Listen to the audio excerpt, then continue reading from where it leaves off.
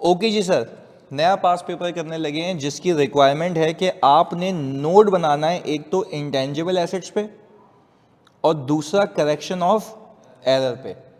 FAR 1 में आपने IS 8 में सीखा था कि आपका जो प्रायर ईयर है यानी पिछला साल, उसमें जो गलती है उसमें आप बताएंगे कि इम्पैक्ट ऑन बैलेंस शीट कितना है और दूसरा ये बताएंगे कि इम्पैक्ट ऑन PNL कितना है। हाँ, आप एक और एडिशनल ईयर भी बताएंगे अगर गलती उससे पहले की होगी, पर वो आपको याद होना चाहिए, वो सिर्फ आप बैलेंस शीट में बताते थे, दैट्स इट। PNL में आप नहीं बताते। तो इसी थीम को मद्देनजर रखते हुए, अगेन आपको अगर याद नहीं आ रहा IS 8 कोई मसले वाली बात नहीं, आप सिंपल एक काम करें ना, आप देखें कि लास्ट ईयर क्या होना चाहिए था और क्या हुआ हुआ है। एग्जाम्पल देता हूँ, पहले सुनिएगा फिर हम लिखेंगे। एग्जाम्पल ये कि आप समझें कि एक इंटेंजिबल गलती से कैपिटलाइज हो गया। आप लोग बताएंगे ऑनलाइन वालों मुझे सही जल्दी से। हम तसव्वुर करते हैं कि एक इंटेंजिबल पिछले साल गलती से कैपिटलाइज हो गया जो कि होना नहीं चाहिए था। मैं आपसे पूछता हूँ बैलेंस शीट में वो ज़्यादा होगा या कम होगा? हाँ, पर अभी तो ज़्यादा आ रहा होगा जो कि होना, तो आप इम्पैक्ट ऑन बैलेंस शीट में क्या करेंगे जल्दी बताओ? हटा देंगे। जल्दी बताओ ऑनलाइन वालों, हटा देंगे। देखो वापस से हमने बोला कि यार हम अगर एक फिनोमिना पे लेके चलें अपने आप को कि लास्ट ईयर इंटेंजिबल कैपिटलाइज हो गया जो कि होना नहीं चाहिए था, तो सही है यार, अगर कैपिटलाइज नहीं होना चाहिए था उसने कर लिया तो वो एसेट साइड में ज़्यादा आ रहा है जबकि होना। तो अगर पिछले साल का इम्पैक्ट ऑन बैलेंस शीट बताओगे कि करेक्ट करके बताओगे कि ये एरर की करेक्शन है, तो आप क्या कहेंगे कि आपका एसेट कम हो गया और रिटेन अर्निंग भी। रिटेन अर्निंग कम क्यों कर रहे हो?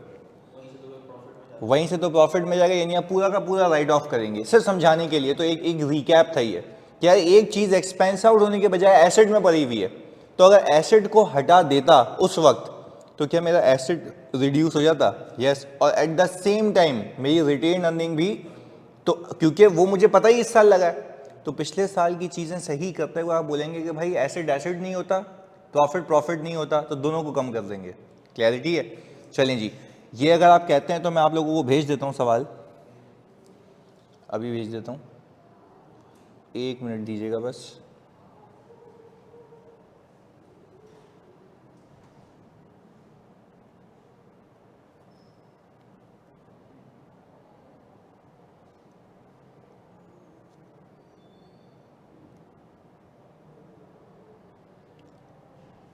ये देखो आ गया ग्रुप में, ये बताना यार, आ गया?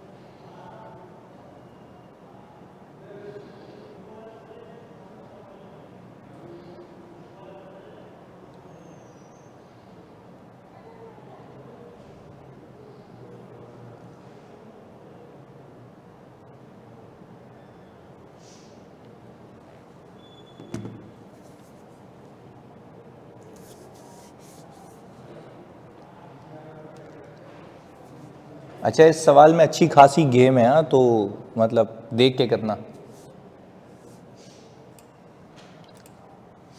अच्छा, हम इसको थोड़ा टाइम बाउंड भी करते हैं, ऐसा नहीं कि तुम पूरा दिन इसको लेके बैठे रहो।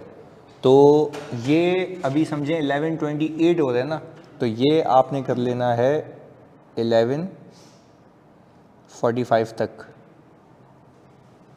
सही है? इतना टाइम तो आई थिंक काफ़ी है, यानी 17 मिनट दिए हैं मैंने आपको 19 नंबर के सवाल के लिए, नहीं जो कि थोड़ा सा नाजायज़ है, 50 कर लेते हैं। सही है जी ऑनलाइन वालों? सही है। देखो if you are unable to do this within a given time frame तो फिर मतलब सीरियस कंसिडरेशंस हैं, मसला है। सही है? चलें जी 1150 तक। हाँ जानी हो गया, कुछ समझ आया नहीं हुआ अभी तक? हाँ जी ऑनलाइन वालों जल्दी से, अब्दुल्ला, अहमद, एहसाम, अनस, असद, आयशा, सारे बच्चों। पार्ट 3 इस सवाल में है ही 2 पार्ट। पार्ट 3 कौन सा? अच्छा मतलब पॉइंट 3 कर रहा है।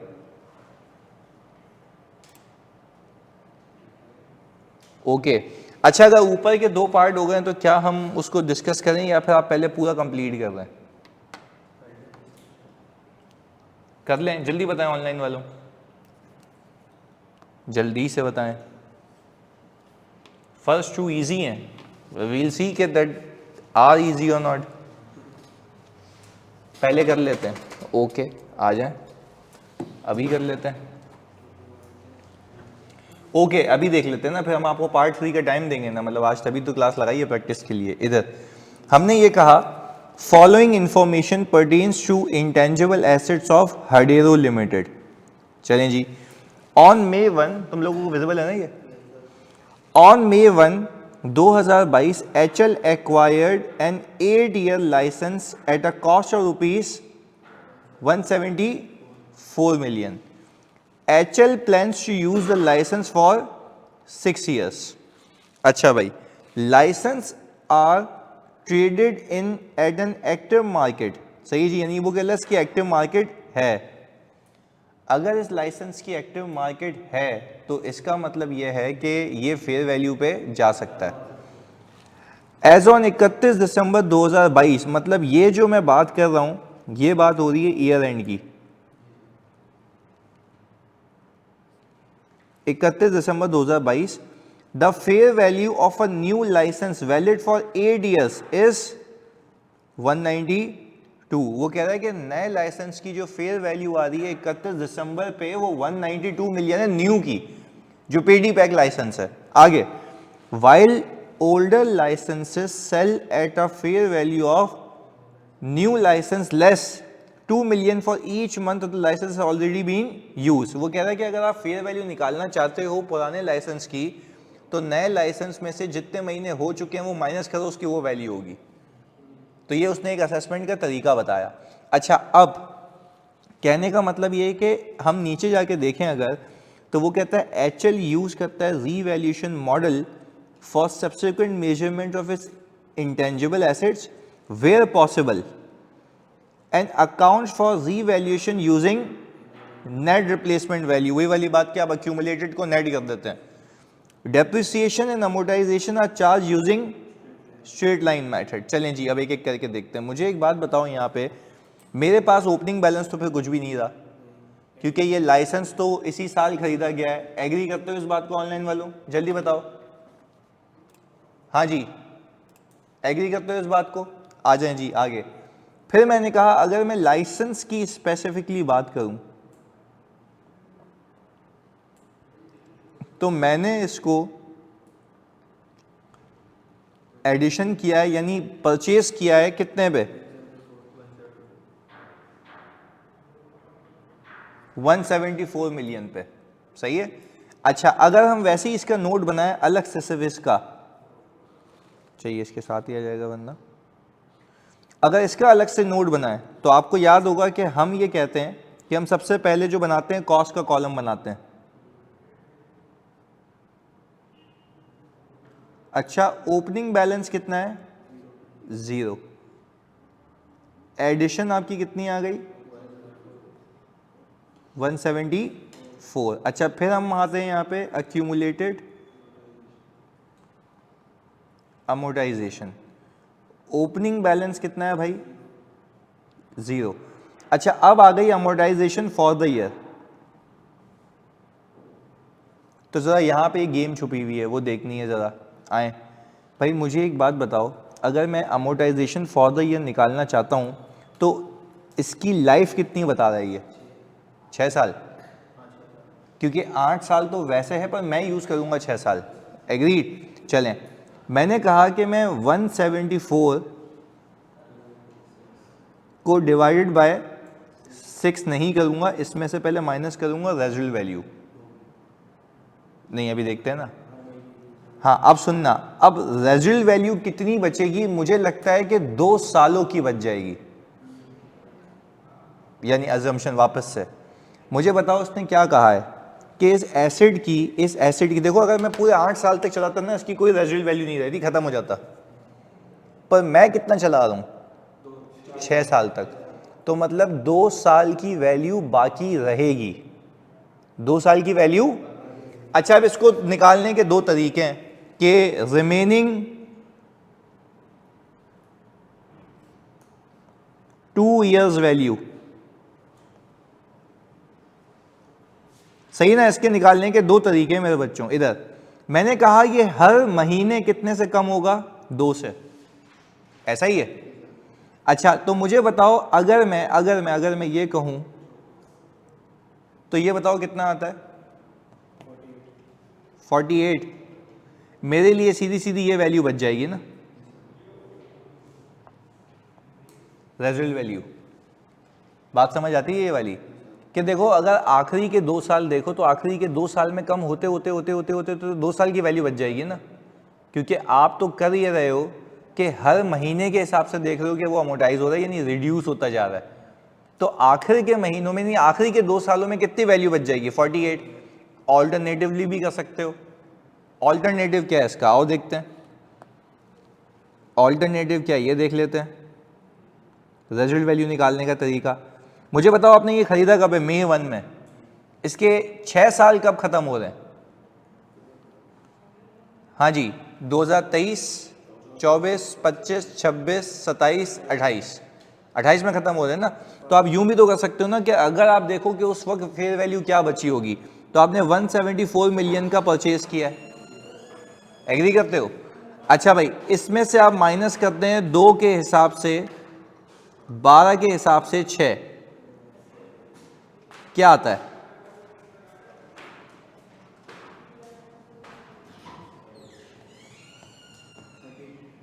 हाँ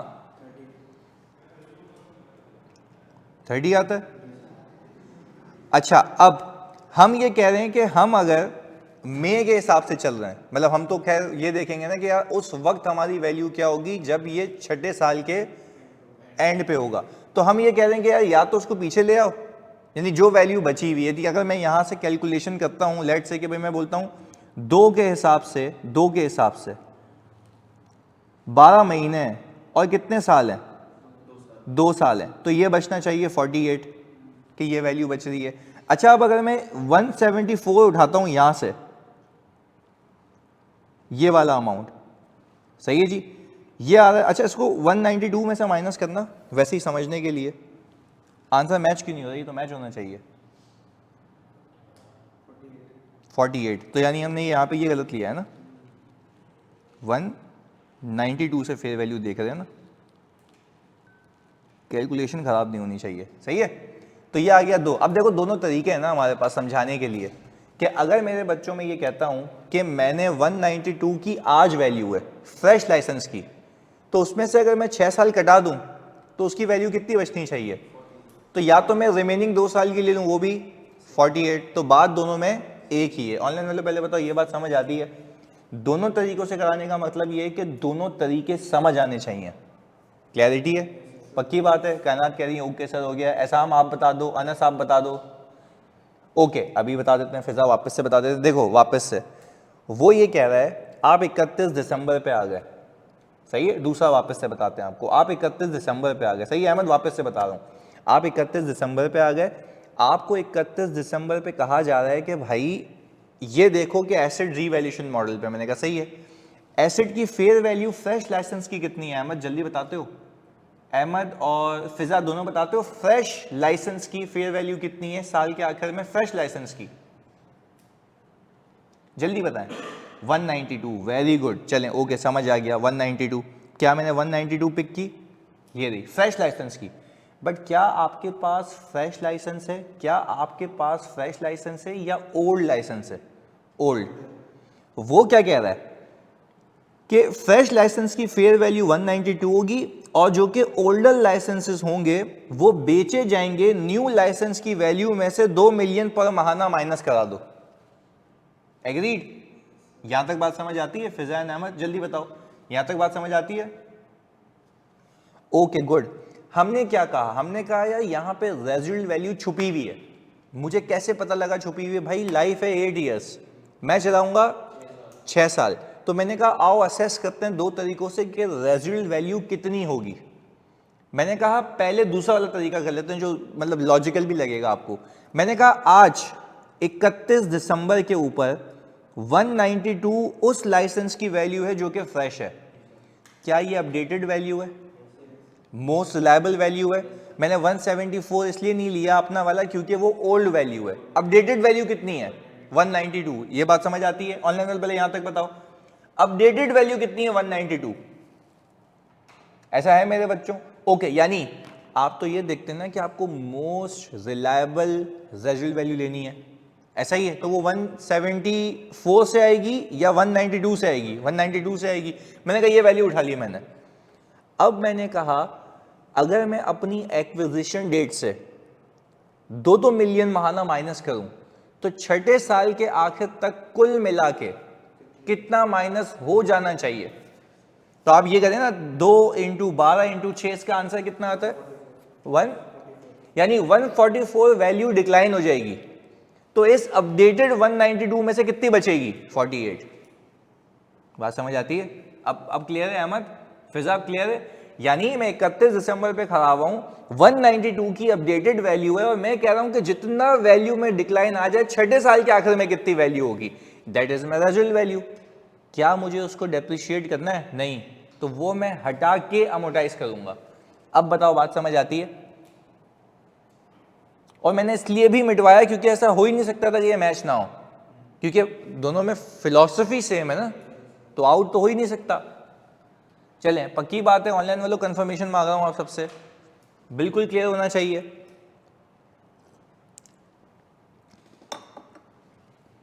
ओके, वेरी गुड। तो अब मुझे एक बात बताएं सर, मैंने यहां से 48 माइनस किया और मल्टीप्लाई कर दिया 8/12 से,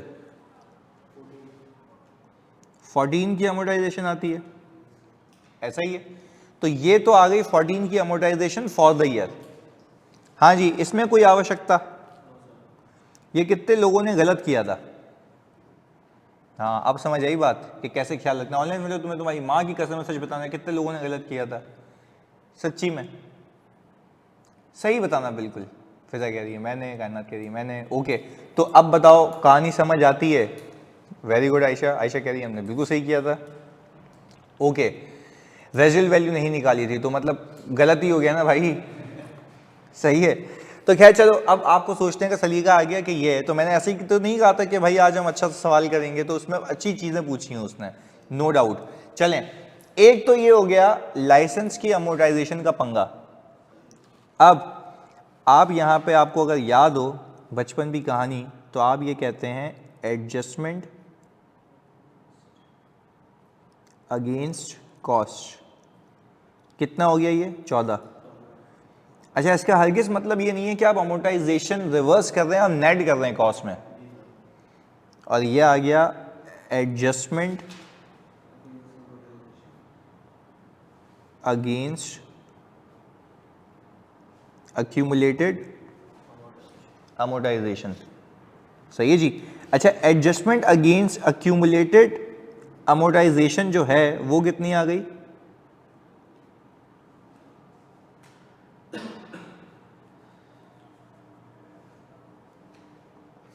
14। अच्छा, मुझे बताओ कि जब आप 174 को 14 से नेट करोगे, हाँ जी, 174 को 14 से नेट किया तो आप कह रहे हैं 160 आ गया। यह आपने कहा कैरिंग अमाउंट एट 2022। ये बात हो रही है लाइसेंस की, ऐसा ही है भाई। अच्छा, अब ये लाइसेंस को आप किस पे लेके जाएंगे?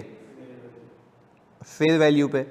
अच्छा, फेयर वैल्यू देखने का तरीका सर, 192 माइनस 2 इंटू 8, यही है ना। और 2 इंटू 8 कितना आता है? 16। तो आपने कहा 16 की इसमें वैल्यू डिमिनिश हो गई होगी, तो कितना बचा?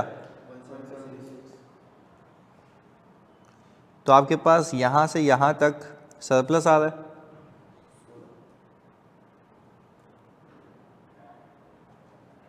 हाँ जी, पहले बताओ, ये बात समझ आती है ऑनलाइन वालों कि 16 का सरप्लस आ रहा है, तो आपने यहां पे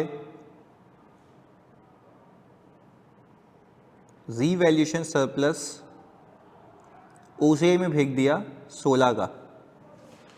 ये कितना आ गया फेयर वैल्यू? 176।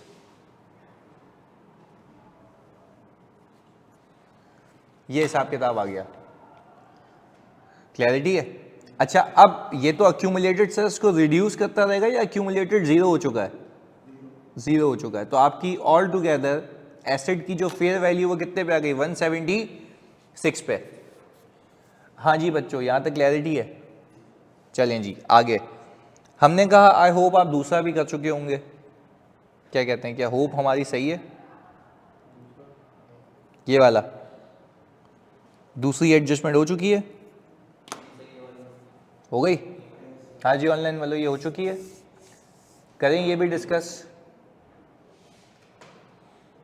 बताएं जल्दी से, कर लें ये भी डिस्कस। ओके जी, कर लेते हैं, आ जाएं।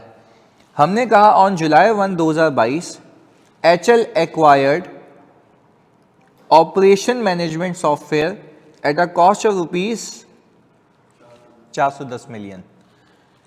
HL also incurred a cost of rupees 20 million for consulting charges to select and evaluate the appropriate software in alignment with HL needs. अच्छा मुझे बताओ, ये वाला जो खर्चा है 20 मिलियन का, क्या अप्लाइज होगा? नहीं सर,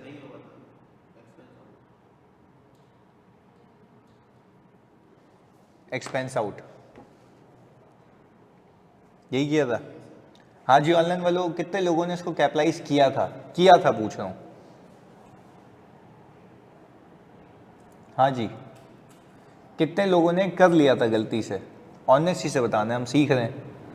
एक्सपेंस आउट किया था, अहमद कह रहे हैं। ओके जी, बाकी सब ने भी एक्सपेंस आउट किया था? नहीं है ना, HL ऑल्सो इंकर्ड लिखा हुआ है। सही है, तो आपने ऐसे ख्याल रखना है इस चीज़ का। सर पहले एक सवाल में हमने कंसल्टिंग चार्जेस कैपलाइज किए थे। नहीं देखो, वो अलग था भाईजान, वो कंसल्टिंग चार्जेस नहीं थे, वो प्रोग्रामर के चार्जेस थे कि जो आपको लगा के दे रहा था, तो वो तो लाजमी थे ना। वो कंसल्टिंग चार्जेस नहीं थे, वो कंसल्टेंट के चार्जेस थे। सही है। यहाँ पे आप पूछ रहे हो यार किससे खरीदूं, क्या करूं, उस पर खर्चे हो रहे हैं, तो क्या ये कैपलाइज होगा? हाँ, अगर कोई बंदा आपको पूरा ERP सॉफ्टवेयर लगा के देता है वो तो कैपलाइज होगा ना। तो यहाँ पे अलग कहानी है ना। उसको पता था ऐसे ही सवाल आएगा, कंसल्टिंग लिखूंगा, और पर कंसल्टिंग चार्जेस में आगे देखो लिखा हुआ कि टू सेलेक्ट एंड इवेल्युएट। हाँ, तो वो लगाओ नहीं लगाओ आपकी मर्जी। वहां पे पीछे जो सवाल किया था उसमें कंसल्टिंग ने लगा के दिया था। बात समझ आ रही है? ERP कंसल्टेंट लिखा हुआ था, याद है? तो ERP कंसल्टेंट ने लगा के दिया था वो तो डायरेक्टली एट्रीब्यूटेबल कॉस्ट है। चलें आगे। तो हमारे लिए हम ये कंक्लूड कर रहे हैं 410 रेलेवेंट है। अच्छा, क्या ये न्यू सॉफ्टवेयर है? क्योंकि जुलाई 1, 2022 पे आया है। आगे, HL expects that indefinite life can be achieved. Indefinite life हो सकती है इफ HL इंकर करे future expenditure to enhance its operation performance standards by integrating artificial intelligence into this software. Without such expenditure, अगर मैं expenditure ना करूं तो software चलेगा कितने साल? तो हमारे लिए क्या हमने खर्चा कर लिया है? तो हम कितने साल लगेंगे? 5 साल। After acquisition of the new software, the existing software would henceforth serve limited purpose. The existing software was acquired for and as on 31 December 2021 126 million had been. अच्छा, ये ओपनिंग बैलेंस है, ये तो ख्याल रखा था ना। Based on a useful life of 10 years. On 31 December 2022 HL estimated the value in use of existing software, क्योंकि इंपेयरमेंट इंडिकेशन आ गई ना, क्योंकि वो काम ही नहीं करेगा, टू बी ₹58 मिलियन। सही है। This valuation has been computed using cash flow projected over the remaining useful life of 2 years. अब जरा यहां पे गेम देखनी पड़ेगी भाई।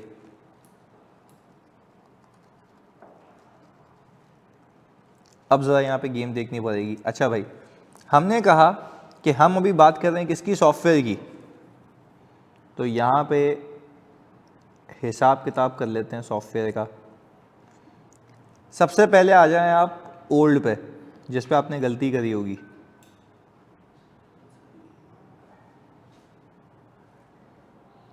Old software. अच्छा, ओल्ड सॉफ्टवेयर आप लोगों ने खरीदा कितने का है? 240 का। ये आ गई कॉस्ट। Accumulated amortisation 126, 114। ये आ गई ओपनिंग कैरिंग अमाउंट जनवरी 1, 2022 पे। सही है। मुझे निकालनी है अमोर्टाइजेशन, मैं इसको डिवाइड कर दूंगा 3 से। यही किया था 3 से। क्यों? क्योंकि देखो वो कह रहा है कि ओरिजिनल लाइफ इसकी 10 साल चल रही थी। सही है।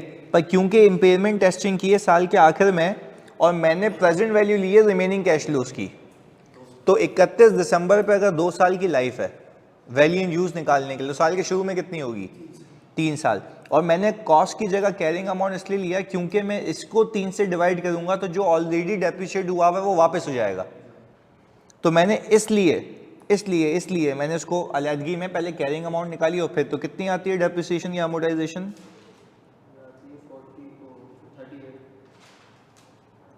38। ओके जी, ये कितने लोगों ने सही किया था ऑनलाइन वालों? तुमने तो सही किया था। गलत? हाँ जी, ये कितने लोगों ने सही किया था? Not correct. ओके, तो इसका ख्याल करना, नवाज वेरी गुड। तो देख रहे हो, ये लाइफ का आपने बड़ा ख्याल रखना है इसमें। उसने वो छोटी छोटी जो मस्तियाँ की हैं ना, वो की हैं इसमें। चलें, खैर, नो इशूज, सीख नहीं आए हुए, तो हमें लाइफ का ख्याल रखना है। आगे फिर हमने कहा कि भाई 14 को 3 से डिवाइड किया तो 38 आ गया, तो ओल्ड सॉफ्टवेयर हो गया ना। न्यू सॉफ्टवेयर, तो सर न्यू सॉफ्टवेयर की कॉस्ट कितनी है? और इसको तो सीधा हम अमोर्टाइज कर सकते हैं, तो 410 डिवाइडेड बाय 5 इंटू 6/12, 41 एग्जैक्ट आ रहा है। अच्छा, आप इसको और इसको प्लस करेंगे तो आपको, हाँ, कितनी आ रही है? 79। ये total amortization for the year आ गई। ऐसा ही है। और फिर आपने इम्पेयरमेंट टेस्टिंग भी तो करनी है इसकी। अच्छा, इम्पेयरमेंट टेस्टिंग किसकी होगी, नए वाले की, पुराने वाले की? पुराने वाले की। तो मुझे बताएं, अगर मैं इम्पेयरमेंट टेस्टिंग करूंगा पुराने वाले की, तो अब उसकी कैरिंग अमाउंट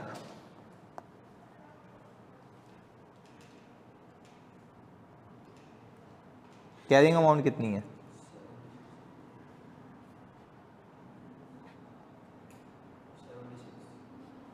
76, ये आ गई। अच्छा, इसकी रिकवरेबल अमाउंट कितनी है? सवाल में जाके देख लेते हैं। 58।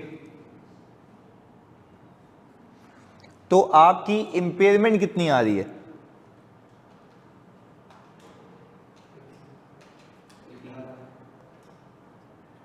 18 की। तो ये भी आप नोट्स में पार्क करेंगे ना, इम्पेयरमेंट। क्लियरिटी है? तो ये 2 बातें हो गई। अच्छा, अब मैं ज़रा यहाँ पे यही पूरी वर्किंग दिखाता हूँ आपको। ये सॉफ्टवेयर आपको समझ आ गया कि ओपनिंग से आ रहा था, 114 आप लोगों ने निकाला था, एडिशन आपने डाल दी। अच्छा भाई, इसके बाद ये तो आ गई एडिशन, अभी सिर्फ इसकी बात करते हैं ना, और लाइसेंस की। पीछे बीच में जो प्रोडक्ट डेवलपमेंट आ रहा है उसको भूल जाओ अभी, क्योंकि वो अभी आपने नहीं किया। सही है। अगेन सॉफ्टवेयर और लाइसेंस की बात कर रहा हूं, बीच में जो प्रोडक्ट डेवलपमेंट आ रहा है लेट इट भी, उसको बाद में देखते हैं, वो सिखाता हूं मैं। सही है। अच्छा मुझे एक बात बताओ, 410 हो गया, ये अमोर्टाइजेशन समझ आ गई 79, ये अभी आप लोगों ने निकाली थी। और ये जो आपने सर इम्पेयरमेंट बुक की 18 की, वो भी आ गई, ऐसा ही है। और यहां पे देखो ये इसकी आ गई रीवैल्यूएशन 16 की, ऐसा ही है, ये 16 की रीवैल्यूएशन। अच्छा अब क्योंकि इसने कैरिंग अमाउंट पे पूरा बनाया हुआ है, मैं आपको ये हमारे हिसाब से जैसे हम बनाते हैं वैसे भी बना के दिखा देता हूँ, आ जाओ, ताकि आप लोग एक पेज पे आ जाए ना।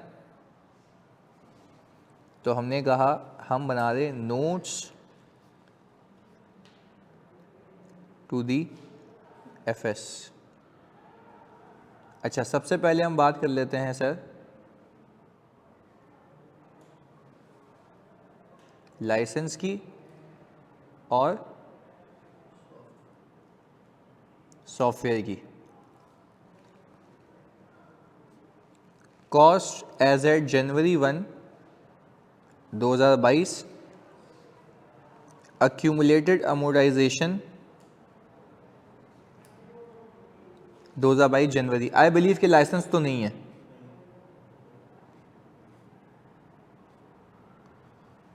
सही है, ये तो डन हो गया। अच्छा सॉफ्टवेयर में ओल्ड सॉफ्टवेयर आ रहा है हमारे पास 240 का ना, और उसकी एक्यूमुलेटेड आ रही है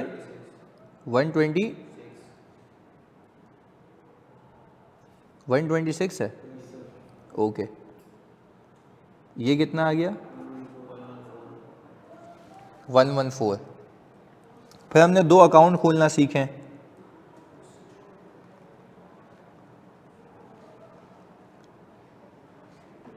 बिल्कुल क्लैरिटी से करते हैं ना इसको, ताकि नंबर जिसके हैं वही तो करें।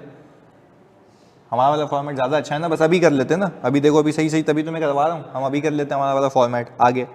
तो हमने कहा ओपनिंग बैलेंस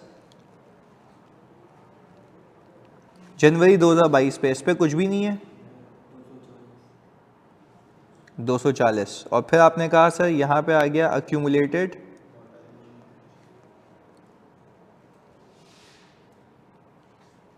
स्लैश इम्पेयरमेंट, अब दोनों आ जाएंगे ना। अच्छा हमने कहा हमारे पास ओपनिंग बैलेंस जनवरी 2022 पे 126। अच्छा भाई अब हमने जो सीखा हुआ है सर एडिशन। अच्छा इसके अंदर अगर मैं लाइसेंस की बात करूं तो मैं सवाल में जाता हूं, और सवाल में जाके देखता हूं तो मेरे पास 174 की एडिशन आती है, और यहाँ पे आती है 410, और 410 भी वही वाला जो न्यू का टोटल कॉस्ट था, 20 को हमने एक्सपेंस आउट किया है। सही है जी। आगे हमने कहा ये हिसाब किताब हो गया, एडिशन तक आपने इसको साइड में लगा दिया। अब यहाँ पे आ जाएं आप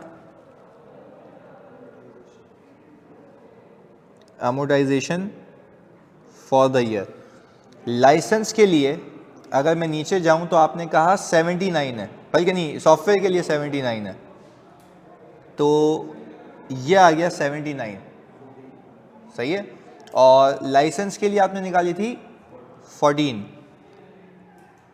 since you are carrying your license at fair value, तो यहां पे आप डालेंगे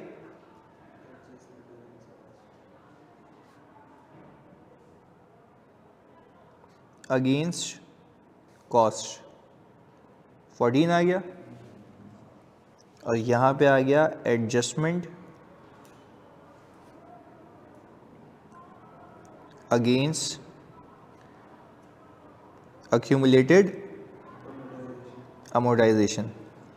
फिर आपने यहाँ पे रीवैल्यूएशन की है, और वो भी OCI से। कितना भेजा था 16, इसको तो क्लोज करो साइड में लगाओ, और ये हो गया, इसको थोड़ा सा नीचे करना पड़ेगा, सही हो गया। अच्छा, अब बराबर वाले कॉलम में जिसके लिए मैं सॉफ्टवेयर की बात कर रहा हूं, सही है, तो मुझे बताते हो जल्दी से सोच के यहां पे समझ के कि एक तो आपके पास यहां पे ये जो ओपनिंग वाला सॉफ्टवेयर था 240 था, सही है, ये 240 था। अच्छा, ये 240 में इसके अंदर इसका कितना अमोर्टाइजेशन शामिल है? 38 शामिल है। अच्छा, 240 तो आपके पास ओपनिंग था ना, अब आप 240 में से 126 माइनस करें और 126 में से 38 माइनस करें, 76 आ गया। वो इसी कॉलम में छुपा हुआ है ना, कि अभी आपका इसी कॉलम के अंदर पुराना वाला जो इंटेंजिबल है वो कितने पे मौजूद है? 76। उसकी रिकवरेबल अमाउंट कितनी है? 58। तो आप यहाँ पे इम्पेयरमेंट लॉस पार्क करेंगे कितने का?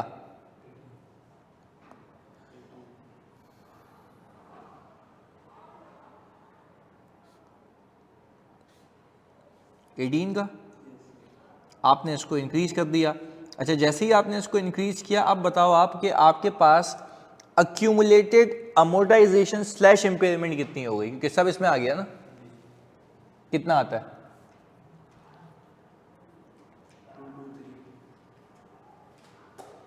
223।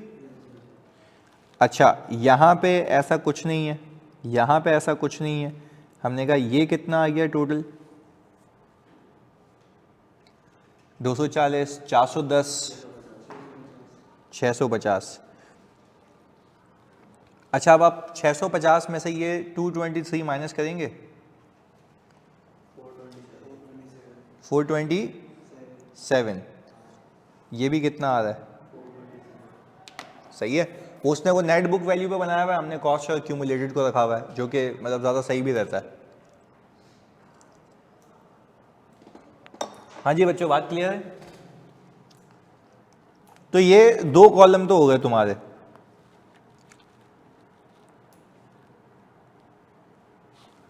ये दो कॉलम तो हो गए तुम्हारे, सही है। अच्छा, अब क्या ये मैं कराऊं या सोच रहे हो अभी? I can give you time. खुद करोगे तो ज़्यादा सही है, मतलब वरना मैं करा देता हूँ, मुझे तो कोई इशू नहीं है। क्या बोलते हैं आप लोग, बता दें, योर कॉल। कर रहे हो? हाँ जी, ऑनलाइन वालों, give you a time, okay, चले डन। तो इसके लिए हम कोई 10 से 15 मिनट रख लेते हैं, सही है, क्योंकि आई नो कि कॉम्प्लेक्स है, 19 नंबर का ऐसे ही नहीं था ये, इस पर चीज़ है कोई, सही है। तो आप करें, मैं आपको फिर देता हूँ 15 मिनट, आप करें सुकून से, फिर हम करते हैं इसको वापस।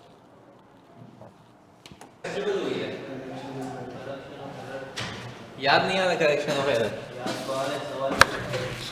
फंस गए? हाँ जी बच्चों, ये बताओ कि ये तो मेरे ख्याल से फेस्टिवल हो गया सवाल, क्योंकि मतलब मसला पता है क्या, देखो अगर मैं खुद करा दूं ना तो it does not make any sense ना, कि आप तो मेरे ही पैटर्न पे चल रहे हो। अभी आपने यहाँ पे गलती की, ये गलती इंशाल्लाह अब आगे नहीं होगी ना, कि एक बात समझ आ गया कि भाई चलो यार ये सोचने का तरीका है। आए देखते हैं, तो हम इसको रीड कर लेते हैं एक फ्रेश माइंड के साथ और देखते हैं कि क्या इसमें तफरीयाँ हुई हुई हैं सवाल में। आ जाएं जी। हमने कहा during the year 2022 it was discovered that the entire cost of rupees equipment should be, हाँ बिल्कुल ऐसा ही है। अब इधर देखिएगा, entire cost of rupees 1050 incurred on the product development has been recorded as an, और इन्होंने ये चीज़ें कंसिडर नहीं की। अच्छा, ये बात याद रखिएगा, ये डिस्कवर कब हुआ है?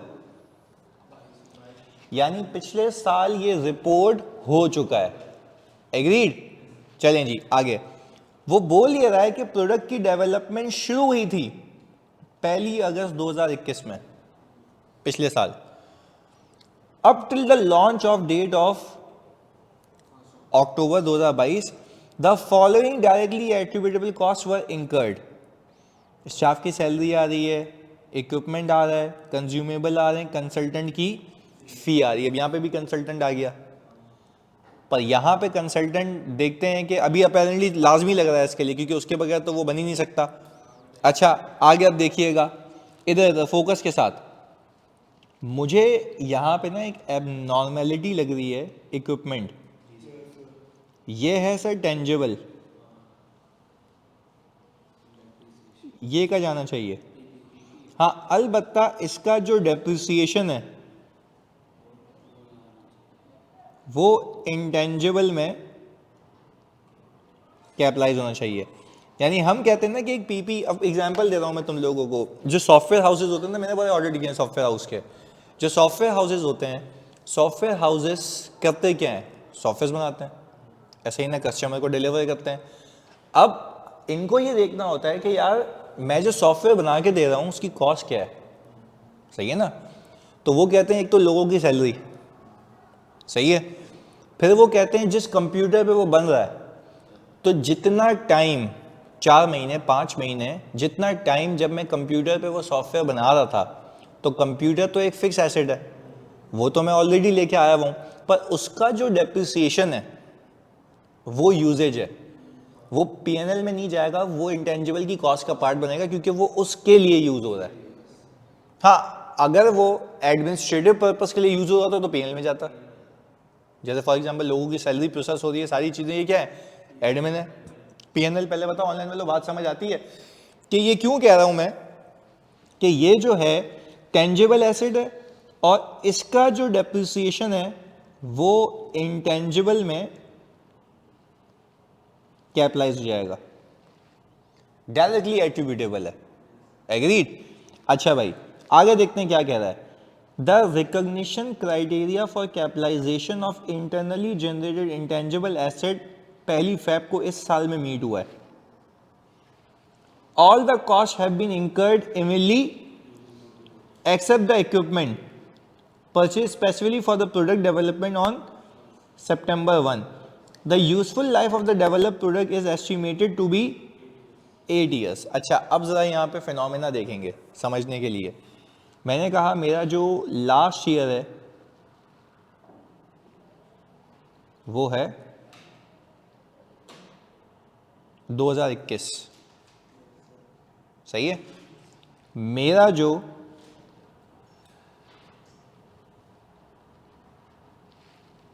करंट ईयर है वो है 2022।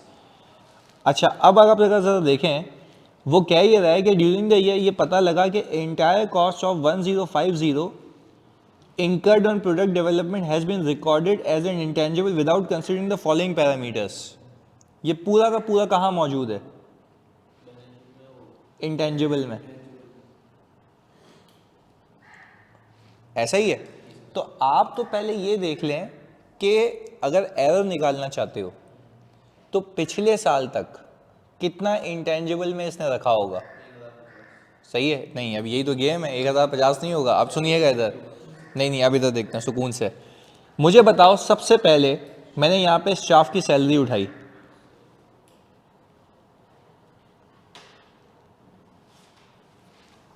सही है। स्टाफ की सैलरी कितनी है, 150। ये रिप्रेजेंट कर रहा है कितने महीनों को, अच्छा नहीं अभी होल्ड ऑन, बिल्कुल जल्दबाजी नहीं, 5 नहीं। वो कह रहा है कि लॉन्च ऑफ प्रोडक्ट कब हुआ है 1 अक्टूबर को ना, ऐसा ही है। तो मुझे आप अगर सोच के बताते हो कि ये है इमिनली इंकर हुआ है, शुरुआत कब हुई है इन खर्चों की, ये कह रहा है कि अगस्त 1 से, तो अगस्त से लेके दिसंबर 5 महीने और ये अक्टूबर तक 9 महीने, 9 और 5 कितने हो गए 14। तो हमने कहा इसको मैंने 14 से डिवाइड किया, सही है, मल्टीप्लाई बाई किया 5, कितना आता है, एक एक करके बताओ।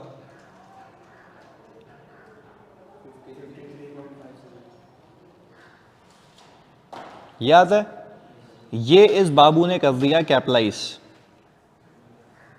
क्योंकि आज तक इंटेंजिबल में रखने को बोल रहा है ना वो, ये तो इसने कर दिया भाई ने कैपिटलाइज।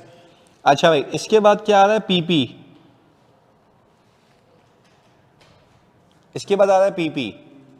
अच्छा अब बात समझिएगा, पीपी में भाई ने क्या किया, ये जो पीपी है वो क्या कह रहा है, वो कह रहा है equipment having useful life of 5 years 420 ये भाईजान कर चुके हैं कैपिटलाइज, पूरा का पूरा इंटेंजिबल। नहीं, पहले तो हम ये देख रहे हैं ना कि उसने क्या किया हुआ है, पहले तो हम ये देख रहे हैं उसने क्या किया हुआ है, तो मतलब सोचने का तरीका पैरामीटर तो यही है।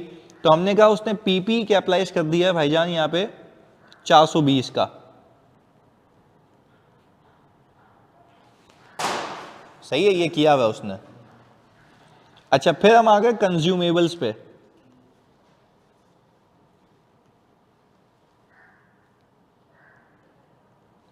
हम ये देखना चाह रहे हैं कि लास्ट ईयर क्या हुआ है। 160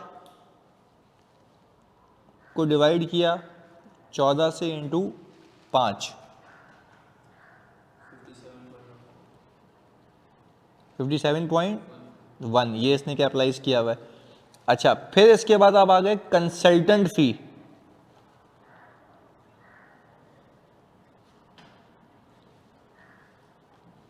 वो कितनी आ रही है 320, 320 डिवाइडेड बाय 14 इंटू 5 कितना,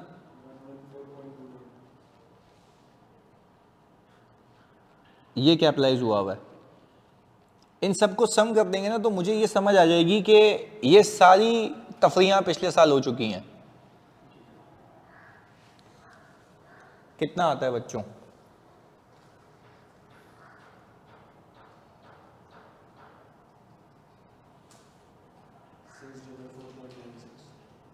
सिक्स 4.96।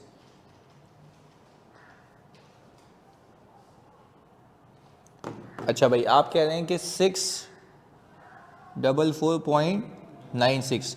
ये देख लेना तुम लोगों ने सारी जो चीज़ें हैं, मैं भी अपने पर कैलकुलेटर पे देख लेता हूँ, तुमने जो सारे प्लस माइनस किए हुए जो भी है, क्या ये सही किए हुए? हाँ जी, पक्की बात है। ओके, ये हो गया हिसाब किताब, ये डन। अच्छा, ये हो चुका है, अकाउंटिंग डन।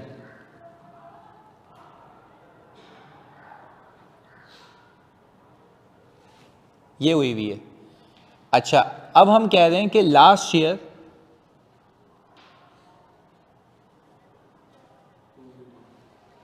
टू भी डन होनी चाहिए क्या?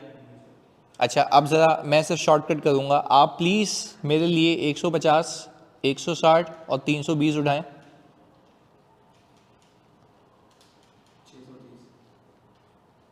और 320,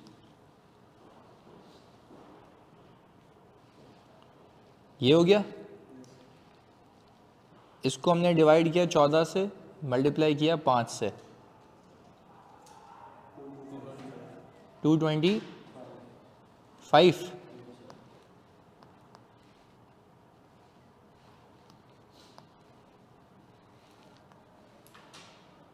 ये एग्जैक्ट आ रहा है।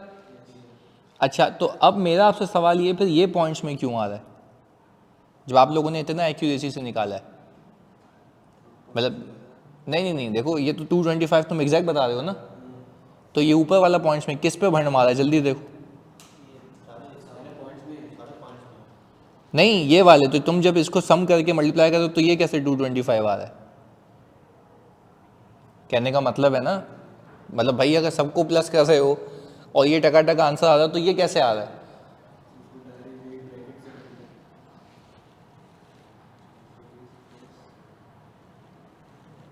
हाँ जी,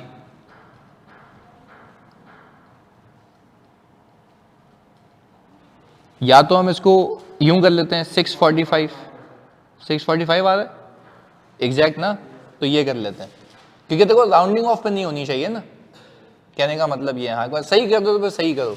ओके, आगे हमने कहा 225 हम कह रहे हैं टू बी एक्सपेंस आउट। ये 225 एक्सपेंस आउट होना चाहिए। ऑनलाइन वाले पहले बताओ मेरे बच्चों, यहां तक बात समझ आती है कि ये टू बी जो उसने कैपिटलाइज किया हुआ है वो क्या हो जाना चाहिए था? Expense out. एग्री करते हो इस बात को सारे बच्चों? यार तुम लोगों के लिए करवा रहा हूं इतना डिटेल में, क्योंकि तुम लोग खुद करते हो तो नहीं समझ आता। हाँ जी,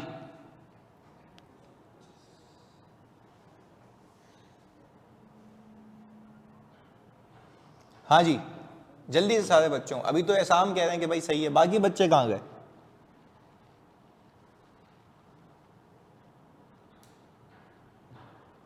बता दो भाई, अल्लाह की कसम है तुम्हें।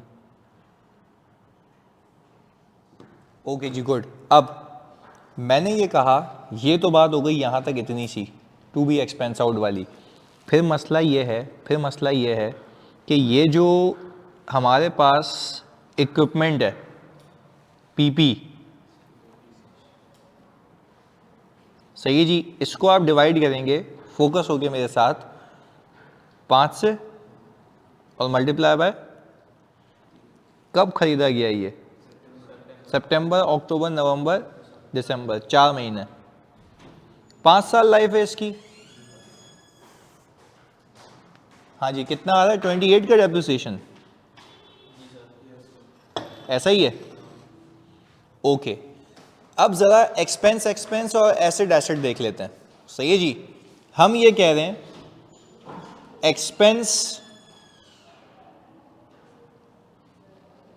To be recorded, expense to be recorded हम देख लेते हैं। अच्छा, एक्सपेंस टू बी रिकॉर्डेड होना चाहिए था 225 प्लस 28, 253 आ रहा है, ऐसा ही है। हम कह रहे हैं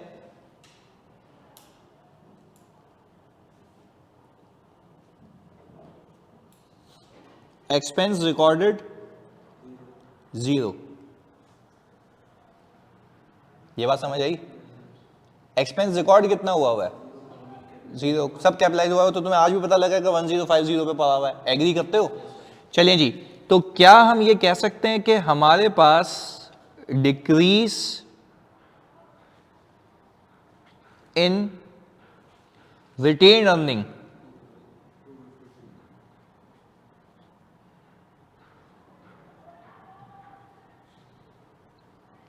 जो दिख रहा है वो 253 दिख रहा है, सही है? अच्छा भाई, अब एट द सेम टाइम आप एक और काम करें, इसको यहां से हटा दें करंट ईयर को, और यहां पे एक और काम कर लेते हैं हम, यहां पे इंटेंजिबल रिकॉर्डेड कितने पे रिकॉर्ड हुआ हुआ इंटेंजिबल? वेरी गुड,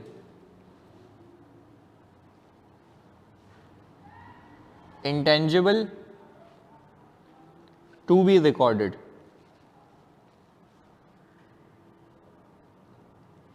कितना है?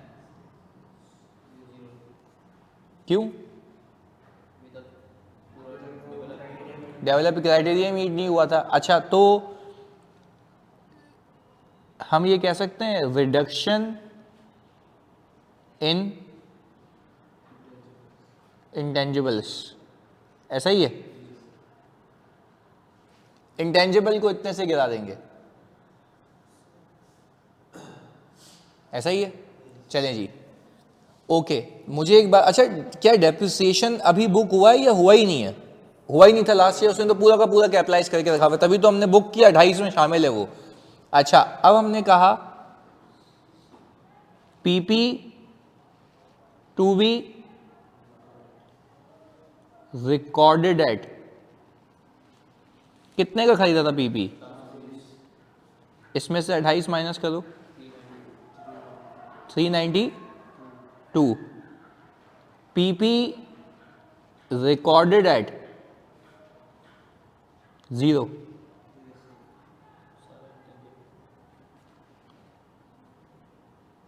Increase in PP.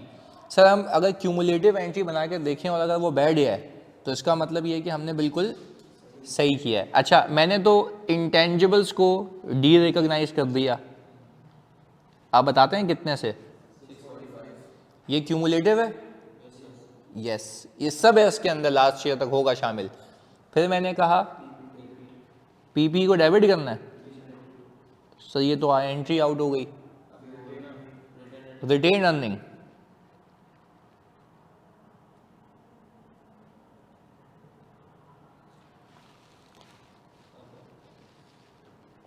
बैलेंस हो गया? बात आती है समझ? अच्छा, तो इस एंट्री का क्रक्स बताऊं क्या है? इंटेंजिबल, मैं अपने सामने पहले समझ लो मेरी बात ताकि आप बिल्कुल क्लियर हो जाओ। इस एंट्री का मेरे बच्चों क्रक्स ये है कि आपके पास इंटेंजिबल के अंदर पूरा 645 है। इंटेंजिबल के अंदर उसमें से आपने 420 अलग किया। 420, अच्छा 645 में से 420 माइनस करो। 645 में से 420 माइनस करो, 225 बच गया। ये 225 वो है जो एक्सपेंस आउट हो जाना चाहिए था, तो हमने वो रिटेन अर्निंग में फेंक दिया। तो ये 253 क्यों आ रहा है? पीपी का डेप्रिसिएशन। तो दोनों को मिला दे तो सही हो गया। यानी आपने सब इंटेंजिबल में फेंका हुआ था, उसमें से कुछ एक्सपेंस आउट होना था और कुछ पीपी में जाना था, और पीपी में जाके भी डेप्रिशिएट होना था। तो हमने वही तो किया है कि पूरे इंटेंजिबल को खत्म किया, पीपी को पीपी में फेंका, एक्सपेंस को एक्सपेंस में फेंका, और जो पीपी डेप्रिशिएट होने से रह गया उसको सही कर दिया। आए देखते हैं इसने डिस्क्लोजर में क्या तफरीक की हुई है। ओपनिंग की बात कर रहे हैं हम, सही है? इधर हमने कहा effect on statement of financial position. देखो क्या कह रहा है, डिक्रीज इन कितने से किया? बात समझ आती है? अच्छा, फिर इंक्रीज इन पीपी। सर वो तो 450 नहीं था, 420 नहीं था, वो डेप्रिशिएट भी हुआ तो ये आ गया। अच्छा, एट द सेम टाइम पिछले साल के पीएनएल का भी तो इंपैक्ट होगा, पिछले साल के पीएनएल का भी इंपैक्ट होगा। अच्छा, पिछले साल के पीएनएल का इंपैक्ट वही तो है सर, पिछले साल के पीएनएल का इंपैक्ट यही तो है, ये वाला। एक तो आप इस 253 का ब्रेकअप बना सकते हैं ना एक्सपेंस के लिए। इसमें एक आप डेप्रिसिएशन एक्सपेंस डालेंगे जो कि बुक नहीं हुआ, research and development, very good, 225 और 28। यहां पे देखो ना ये क्या कह रहा है, 225 और 28। बात समझ आती है? तो मतलब this is how this should be done, ये था। तो अब सोचो कि एग्जामिनर अगर अपनी औकात पे आ जाए तो आपका दिमाग तो घुमा दिया ना इसने कि भाई क्या हुआ हुआ है। तो हमने तो सिंपल IACAID के प्रिंसिपल को फॉलो किया। क्या कहते हैं ऑनलाइन वालों, आया मजा? यानी आपको सिर्फ ये रियलिटी चेक दे रहा हूं कि मैं अगर आपसे ऑनेस्ट नहीं हूं ना, मैं आपको ये रिकॉर्ड करके दे दूं, सही है? जो कि मुझे FAR 1 वालों के लिए भी फील होता है, उनका बाप भी ये एग्जाम नहीं पास कर सकता, इतना मुश्किल होता है टाइम मैनेजमेंट के साथ करना। ये 19 नंबर का सवाल अगर तुम पहले हाथ डाल लेते ना इस पे एग्जाम में, पूरा पेपर खराब हो जाता तुम्हारा। मतलब how you could have solve this question in the pressure. मैंने तो अभी फुल मतलब होता है फ्री माइंड के साथ दिया था। तो ये फर्क होता है कि यार आप जब मतलब सामने बैठे होते हो, अब देखो जो भी बच्चा है, मतलब जो भी जिसको भी मैं एड्रेस कर रहा हूँ, कि जो भी ऑनलाइन सुन रहा है, मैं अल्लाह की कसम खा के कह रहा हूँ, वो क्या करेगा, वो टाइम मैनेजमेंट के साथ नहीं कर रहा होगा। वो बैठेगा, वो मेरी रिकॉर्डिंग सुनेगा, उसका दिमाग खुद तो काम नहीं कर रहा। आपको मैंने अभी जो टाइम दिया था ना, वो सोचने के लिए दिया था। एटलीस्ट आपको रियलाइजेशन हुई कि मुझसे नहीं हो रहा। आप जाएंगे, देखेंगे, आप बोलेंगे यार वैसे और सवालात होने चाहिए ताकि मेरा मामला तो सही हो ना। आ गया तो मैं क्या करूँगा? I always encourage that you should do new types of questions. तो ये बात होती है। तो अब देखो इसने मुझे याद आ रहा है, मैंने जब FAR 1 इनिशियली पढ़ाना शुरू किया था ना, तो पीपी के साथ डिस्क्लोजर के साथ ऐसे एरर का सवाल मैंने कराया था ऐसा, पर वो पीपी के साथ था जिसमें ओपनिंग बैलेंस नहीं था। अच्छा, अब खैर ये बताओ क्या ये वाली बात समझ आती है? ये ग्रिप में आ गया? क्योंकि देखो मैंने तुम्हें यहाँ पे जानबूझ के डिटेल वर्किंग करके दी है ताकि ये हमारे हिसाब से हो जाए कि भाई तुम्हारे पास हुआ क्या है, होना क्या चाहिए, वो सारी चीज़ें हमने कर ली हैं। आगे अब मुझे एक चीज़ सोच के बताओ, करंट ईयर तो रिपोर्ट ही नहीं हुआ, तो उसमें तो कोई एरर नोट नहीं बनेगा ना। पर आपने इसी वजह से रह गया था लास्ट ईयर कि टाइम मैनेज नहीं हुआ था। बिल्कुल ऐसा है, यही देखो, यही वजह है कि आपने जितने अच्छे कॉन्सेप्ट लिए हुए और आपने अगर गलत सवाल में हाथ डाला तो that is the end of the topic, गया पेपर हाथ से। और खुद सोचो यार, इतने करीब आके कैफ के, आप खुद देखो कंपटीशन कितना है। मेरे पास जितने मैसेजेस सीवीज आती हैं ना, मैं तुम्हें बता नहीं सकता। एक तो ये जंग है कि पहले फर्म में इंडक्ट होना है, फिर दूसरी जंग ये है कि फर्म में इंडक्ट होकर सीखना है। तो लाइफ का जो चैलेंजिंग पार्ट है अभी तो आपका ज़िंदगी का शुरू ही नहीं हुआ वो ये कुछ भी नहीं है जो उसके आगे मुश्किलात हैं। और ऑब्वियसली अगर आप उसको सरपास करते हैं तो फिर उसके बेनिफिट्स भी अपने ही हैं। तो कहने का मतलब ये है कि यार इस चीज़ को बड़ा समझना चाहिए बच्चों को। आई एम अमेज्ड के 9 बच्चे ऑनलाइन हैं, हम यहाँ पे चंद गिनती के 4-5 बैठे हुए हैं।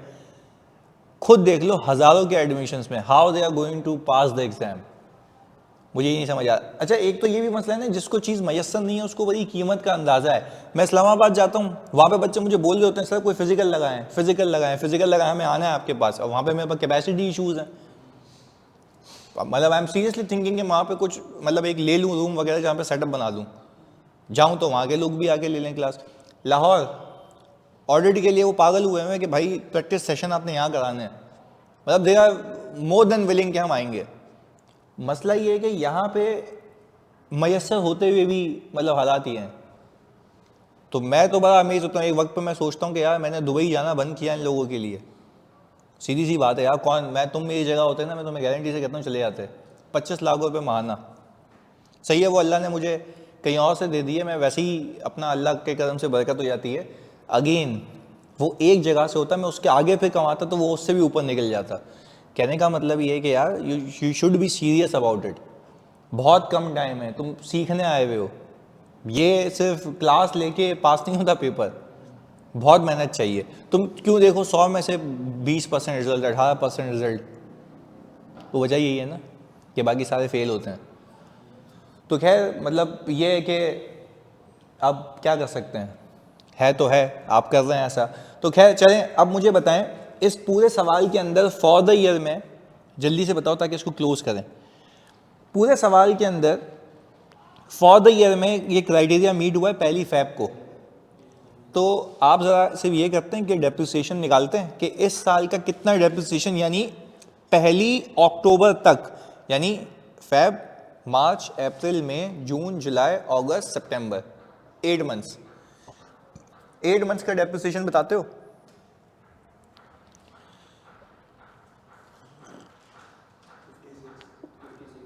$56, 8 मंथ्स का डेप्रिसिएशन, राइट। 420 को 5 से डिवाइड किया इंटू 8/12। तो क्या आप ये मानते हो कि इस साल की एडिशन में आना चाहिए? अच्छा, अलबत्ता क्योंकि नोट तो आप ही बना रहे हो ना, तो आपको ओपनिंग में तो कुछ मिला ही नहीं है। अच्छा, एक अलग बात मजे की है, सोचने की बता रहा हूं, इधर देखना, इधर आओ। हम जब यहाँ पे प्रोडक्ट डेवलपमेंट में आए ना, ये रहा, तो वो देख रहे हो वर्किंग 1 से क्या आ रहा है। और इसमें भी अगर आपको एक मजे की बात बताऊं मैं, प्लीज ये सुनिएगा, मैं तुम लोगों को बड़ा अहम चीज सिखाने लगा हूं। हम जब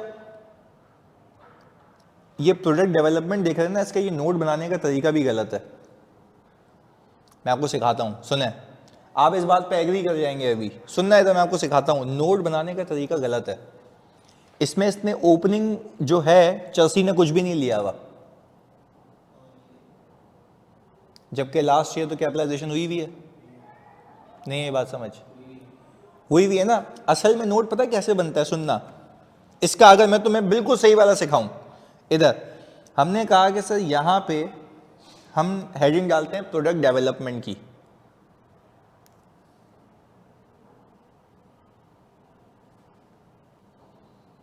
ये तो मानते हो ना कि product development last year report हो चुकी होगी, तभी तो करेक्शन ऑफ एरर बना रहे हो ना। मुसीबत क्या थी बनाने की, तुम्हें रिपोर्ट ही नहीं हुआ तो किसको क्या पता है। आगे मुझे बताओ कितनी गई हुई थी उसके अंदर, अभी हमने कैलकुलेशन भी की थी इसकी। ये हमारे पास इंटेंजिबल रिकॉर्ड हुआ था 645 पे, अल्लाह की कसम हुआ था। ये सही किया तुम लोगों ने ना, ये तो कोई कम किया तुमने 645 से। अच्छा भाई, अब हमने कहा कि यार मुझे यहाँ पे 645 से इसको रिकॉर्ड किया हुआ था, इसकी अमोर्टाइजेशन 0 थी क्योंकि कंप्लीट ही नहीं हुआ था। अच्छा, बट मुसीबत पता है क्या है, मुसीबत ये है कि यहां पे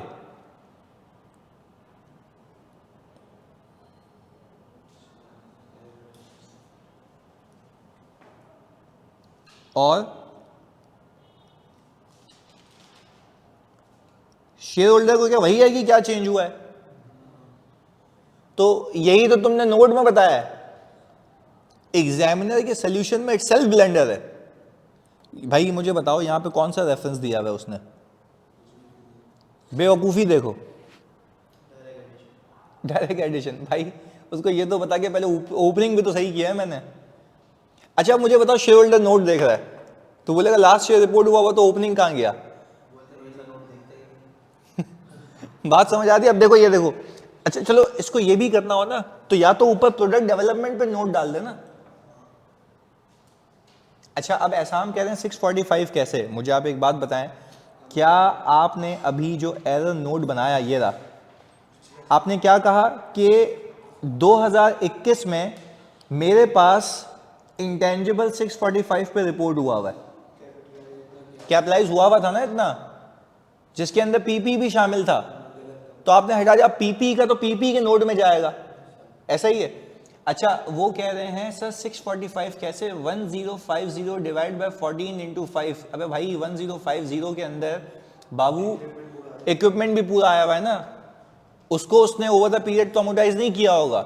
तो हमने अभी जो वर्किंग की है, ऐसा हम क्या हो गया मेरी जान, ये रही अभी जो मैंने वर्किंग की है ये वाली, वो इतनी डिटेल इसलिए तो की है कि हमने 420 को अलग किया और बाकियों को अलग किया। क्लियर है? ये रहा ना, ऐसा हम क्या कर रहे हो भाई, ये रहा टू बी डन। 150, 160, 320, 420 को अलग किया, कुल मिला के आ गया ना। बात समझ आती है भाई? ऐसा हम पीपी तो उसने स्ट्रेट कैपिटलाइज किया हुआ है। चलें आगे, तो मुझे बताओ पहले एक ब्लेंडर समझ आता है, और एक जो पीपी का जब नोट बनाएगा कोई भी, तो पीपी में भी एरर एडजस्टमेंट आएगी, वहां पे लेस होगा, ऐड हो रहा होगा, ऐड हो रहा होगा। अच्छा उसमें दो चीजें ऐड हो रही होंगी, कॉस्ट में ऐड होगी, एक्यूमुलेटेड, क्योंकि दो गलतियां हैं। यहां पे तो आपने बैलेंस शीट के इंपैक्ट के अंदर तो नेट बता दिया, पर नोट में तो रेलेवेंट बताओगे ना, कॉस्ट में जाएगी, एक्यूमुलेटेड में जाएगा। खौफ करो उस दिन से जब वो दोनों उठा के पूछ ले। मना नहीं है, उसने तो लिख के दिया हुआ मैं पीछे की चीजें टेस्ट करूंगा, तो ये बात आपने समझनी आनी चाहिए। चलें खैर एनीवेज, अब मुझे बताओ क्या मैं यहां पे 645 एडजस्ट कर लूं? तो बाकियों में क्यों नहीं एडजस्टमेंट हो रही? बाकियों में एरर नहीं है सर, और एक में तो एसिड ही नहीं था। सही है। हाँ अब बताओ, अब एडिशन की बात होगी, अब एडिशन की बात होगी ना, कि अब एडिशन आनी है। आप मुझे बताते हैं, मुझे गाइड करते हैं, एडिशन कितने की होनी चाहिए? 416। अच्छा ये 416 आप लोगों ने कैसे निकाला सर? मुझे यहां पे कैलकुलेट कराओ, सिर्फ बता दो, सिर्फ बता दो। सर आपने क्या किया, 150 को, 160 को, 320 को 14 से डिवाइड किया, ऐसा ही है। यहां पे कर भी लेते हैं ना आपकी मोहब्बत में। आपने यहां पे इसी वर्किंग में फॉर द ईयर में 150 और क्या था, और 320 डिवाइड बाय मल्टीप्लाई बाय 8, ये हो गया। सर फिर डेप्रिसिएशन नहीं करोगे कैपिटलाइज? अच्छा जो डेप्रिसिएशन है वो कैसे निकालोगे भाई? Very good, 420 divide by 5 multiply by 8, whatever you are getting the answer, वो कितना है? 416। क्लियर है? तो फॉर द ईयर का एरर में क्यों नहीं बताया? रिपोर्ट ही नहीं हुआ। सही है। और आगे इसकी अमोर्टाइजेशन तो निकाल सकते हो ना, 13 की आएगी, और वो आगे तक कहानी चली जाएगी। क्लियर है? तो मेरे ख्याल से ये आपने यहाँ पे क्लोज किया सर 416 पे। वैसे अमेजिंग बात है, आपके सामने अपेरेंट भंड मारा हुआ एग्जामिनर ने। तो एग्जामिनर तो बेवकूफ़ी में तुम्हें मार्क्स दे देता। बट अब मुझे खुद बात बताओ यार, लास्ट ईयर रिपोर्ट हो चुका है ना, तो आपको यहाँ पे एरर नोट में नहीं बताना चाहिए, और रेफर करो कि बताओ क्या हुआ है। फिर वो नोट में जाएगा, वो देखेगा अच्छा देखो ये कहानी लिखी हुई है, it was identified during the year amount capitalised in product development was incorrect. तो अब बंदा यहाँ देखेगा, बोलेगा भाई बाकी एफएस में एडजस्टमेंट कहाँ हुई हुई है, किधर हुई है, तो ओपनिंग में हुई है ना, तो वो करके दिखाओगे ना नोट के अंदर, बात समझ आती है। तो this is how you present things in financial statements. अच्छा, अब ये अमोर्टाइजेशन तो इसकी ओपनिंग 0 थी, ये 13 आ गई, और ये 13 कैसे निकाली है भाई?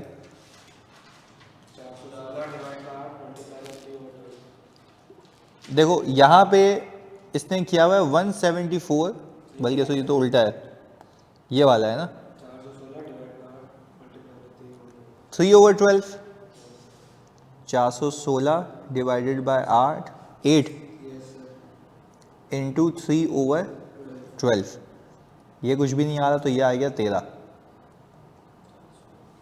तो जी कॉन्ग्रेचुलेशन, आपने 2 घंटे में एक पास पेपर किया है। पर इसमें आप ऑनेस्ट चीज से बताओ, अगर आप ये करके आते पेपर में, आपको 19 में से कितने मिलते? 8 या 10 मिलते ना, यानी बिलो पार। पर एक बात मजे की ये भी तो है कि आप अपने पेपर का सब्सटेंशियल टाइम यहाँ लगा देते, तो इससे बाकी। तो एक अच्छा सवाल पूछा है सामने, should I repeat this one with the time limit? Yes, आप जाके करें उसको फ्रेश माइंड से कि भाई मैं कैसे करूँ वापस से। मैं आपको बताऊँ, मैं बीएफडी का पेपर करता था, मेरा मतलब मैं ना बहुत स्लो लर्नर था। मैं था इसलिए कह रहा हूँ क्योंकि by the passage of time मैंने रीड करके अपने आपको रीड बना दिया, तो अब मुझे पिक हो जाती हैं चीज़ें। पर अभी भी जब कॉम्प्लेक्स चीज़ आती है ना, तो मैं उसको 10 बार रीड करता हूँ, पर कंक्लूजन सही निकालता हूँ कि यार मैं भूलूँ नहीं फिर। तो ये खामी नहीं है, मैं अपने आप को इसके पॉजिटिव मानता हूँ कि यार सही है, मुझे देर से समझ आता है, पर जब समझ आता है ना तो सही समझ आता है, भूलता नहीं हूँ मैं। तो मैं बीएफडी के वक्त करता ये था, तो मैं सिर्फ गाइडेंस के लिए बीएफडी के वक्त ना मैं जो सवाल सॉल्व करता था ना, तो सवाल का स्टार्टिंग पॉइंट ही गलत होता था, तो आगे पूरा गलत होता था। जैसे कॉस्टिंग में होता है ना कि सवाल शुरू कहाँ से करना है, ये गेम होती है ना, तो बीएफडी तो उसका मतलब समझो दादा अब्बू हो गया ना, इतना मुश्किल। तो मुझसे नहीं होता था, तो क्लास में सारे बच्चे कर रहे होते थे, फिर मैं घर जाता था, मैं बोलता था ऐसी की तैसी वापस करूँगा पूरी कैलकुलेशंस, फिर सवाल करूँ फिर गलत, पर पेपर में सही हो गया क्योंकि वो इम्पैक्ट क्रिएट हो गया था, अप्रोच आ गई थी मुझे। तो ये तो यही बात हो गई कि आपने अगेन एंड अगेन करना है तो सही होगा। क्लियर है? तो इसको फिर मेरे ख्याल से यहाँ तक रखते हैं, वरना तुम लोग मर जाओगे आगे। सही है? तो मिलते हैं अगली क्लास में अगली प्रैक्टिस के साथ। तो ऐसे सवालात करने हैं और ऐसे कर लेते हैं ना। सही जी, मतलब इसके बाद मैक्सिमम हम IAS 1 पे जाएंगे तो हो ही जाएगा। सही है जी, चलें, ओके, मिलते हैं, अल्लाह हाफिज़। हाँ, SIG 32 तो है ना, वो तो वेबसाइट डेवलपमेंट है, वो तो मैं करा दूंगा, 10 मिनट का भी नहीं है। सही है, चलें, ओके, थैंक यू, अल्लाह हाफिज़।